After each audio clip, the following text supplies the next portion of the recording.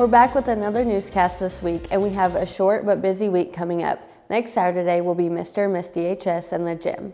This event is sponsored by Project Graduation and will start with an auction at 6 o'clock. After that, the event will start and one candidate will be Mr. and Miss DHS. We will not be live streaming this event, but we will post a video on YouTube later that night. Coming up a week later will be the Harlem Wizards. They will be here on Friday, October 25th to put on a show for the whole family. This event is also sponsored by Project Graduation, and tickets start at $10 for students and $15 for adults. Tickets can be purchased online on the Harlem Wizards website. Unity Day will be on Wednesday. Everyone is encouraged to wear orange that day, and all sorts of snacks will be handed out as part of the day. The counseling office is also collecting socks for Socktober. Any socks collected before next Friday will be donated to the hurricane victims. Anything collected after Friday will go to the local charities.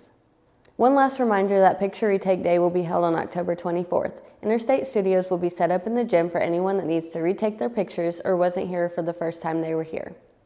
A couple of deadlines for seniors and the yearbook to let you know about. If you haven't already, seniors need to join the Google Classroom for the yearbook, and the code is on your screen.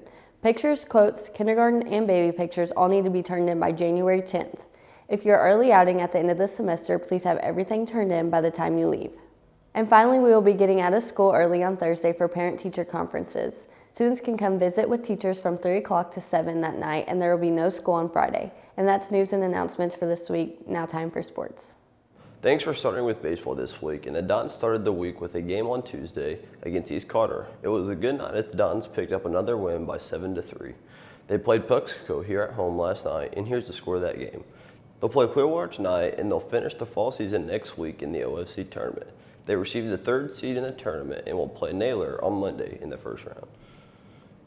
The softball team was busy this week and started by playing a game at Jackson on Monday. The Dinettes lost that one by a score of 9-0. But they bounced back on Tuesday by winning their game against Naylor by a score of 10-0. Last night they had a doubleheader here at home, and here's the score from those games. It was senior night for the football team and the cheerleaders on Monday night. As the Dons play East Prairie, the 4 senior cheerleaders and 2 football players were honored before the game. As for the game, it was a good night for the Dons as they went on to pick up their 4th win of the season. The game started with a safety as the Dons tackled East Prairie's quarterback in the end zone. One play later, Jacob Putman takes a kickoff and weaves his way through traffic to score the first touchdown of the night, and it made the score 8-0. The Dons controlled most of the game and went on to win by a score of 37-0. The volleyball team had 2 matches this week. They played Poplar Bluff on Monday and Dexter on Tuesday. They lost both of those matches in 3 sets. They will play in the OFC tournament at Clearwater. And finally, the cross-country team had a meet at East Carter on Wednesday.